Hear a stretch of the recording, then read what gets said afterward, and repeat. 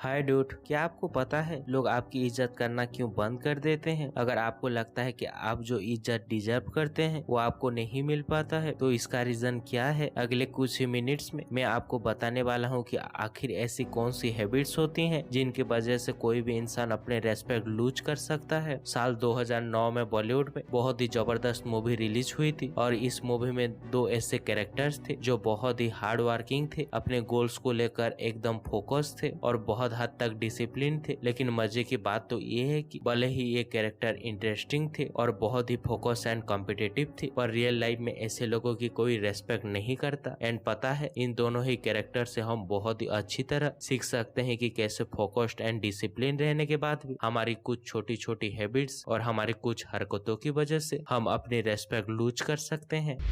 By the way, इस movie का नाम था 3 इडियट्स। जो दो कैरेक्टर्स थे वो थे डॉक्टर बीरू शास्त्रबुद्धि एंड चतुर रामालिंगम। चलो अब बात करते हैं उस पहली हैबिट्स के बारे में, एंड वो फास्ट हैबिट्स है ब्रैगिंग टू मच। इस सीन में चतुर अपनी अचीवमेंट की सेखी बखारने में लगा हुआ है, जबकि अपनी अचीवमेंट के ऊपर गर्व करना, उसकी वजह से खुश होना और फिर उस खुशी को अपने फ्रेंड्स और रिलेटिव के साथ शेयर करना कोई बुरी बात तो नहीं है, लेकिन इसे एक हैबिट्स बना देना वो बहुत गलत बात है। एंड हम लोग कई बार सामने वालों की नजरों में हमारी अच्छी इमेज क्रिएट करने के चक्कर में अपनी अचीवमेंट के बारे में बताने लगते हैं, लेकिन पता है ऐसा करना तभी सही होता है जब आपको कोई अपने अचीवमेंट के बारे में पूछा हो। अदरवाइज अपने अचीवमेंट के बारे में बिना वजह बातें करना को शो ऑफ कहते हैं, एंड शो ऑफ करने वाले लोगों की कोई रेस्पेक्ट नहीं करता है।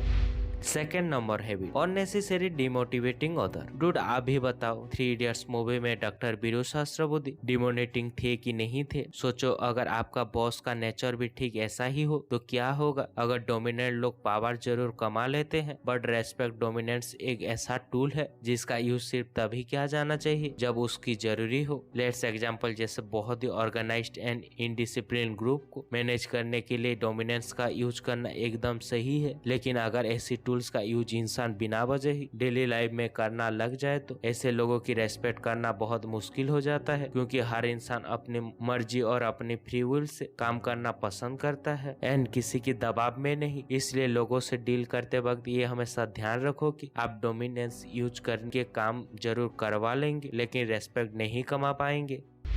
Third number habit, taking about negative things. ऐसे तो मैं जिस कैरेक्टर की बातें मैं बात करने वाला हूँ वो इंसान एकदम बुरा नहीं था, लेकिन इस कैरेक्टर की एक ऐसी हैबिट्स बहुत ही बुरी थी और वो हैबिट्स थी हमेशा नेगेटिव बातें करना। इस मूवी में एक कैरेक्टर था राजू का। देखो, हम सबके लाइफ में कोई ना कोई स्ट्रगल, कोई ना कोई डार्क फेज तो होता ही होता है। किसी के लाइफ में कोई भी चीज परफेक्ट नहीं होता, लेकिन कुछ लोग अपने स्ट्रगल की वजह से ज्यादा नेगेटिव हो जाते हैं। वो हर सिचुएशन में कोई ना कोई नेगेटिव एंगल ढूंढ ही लेते हैं। ऐसे लोगों के साथ आप ज्यादा देर बातें करना पसंद ही आप नहीं करोगे, एंड अगर ऐसा कोई इंसान आपको बेस्ट फ्रेंड भी होगा तब भी कुछ टाइम बाद आप उस इंसान की रेस्पेक्ट करना बंद कर दोगे। अब बात करते हैं कुछ ऐसे हरकतों के बारे में जिनकी वजह से कोई इंसान अपने रेस्पेक्ट तो लूज करता है पर साथ ही साथ उस इंसान की अपने ग्रुप में बदनाम होने के चांसेस भी बहुत ज्यादा बढ़ जाते हैं।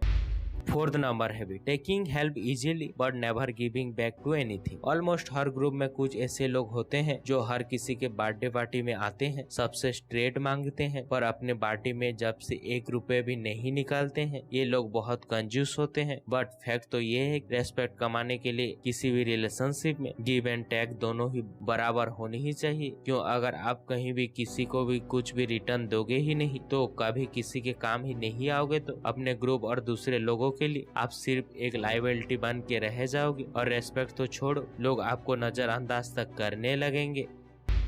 Fifth number habit, giving unwanted advice. किसी भी इंसान को सलाह सिर्फ तभी देनी चाहिए जब आपसे सलाह मांगी गई हो, क्योंकि बिना मांगे दी हुई सलाह की कोई रेस्पेक्ट नहीं होती। लेकिन क्या आपको पता है इसका रीजन क्या है? इसका रीजन ये है कि जब आप किसी को सलाह देते हो बिना मांगे तो ऐसा लगता है कि आप उस इंसान को जज कर रहे हो, उसकी प्रॉब्लम की सिचुएशन पे आप एक जजमेंट दे दी। किसी भी इंसान को ये पसंद नहीं होता कि उसे लोग जज करे, इसलिए बिना मांगे सलाह मत दो। सो डूड, अगर आप अपनी रेस्पेक्ट लूज करना चाहते हो तो ये 5 पॉइंट्स हमेशा ध्यान रखना।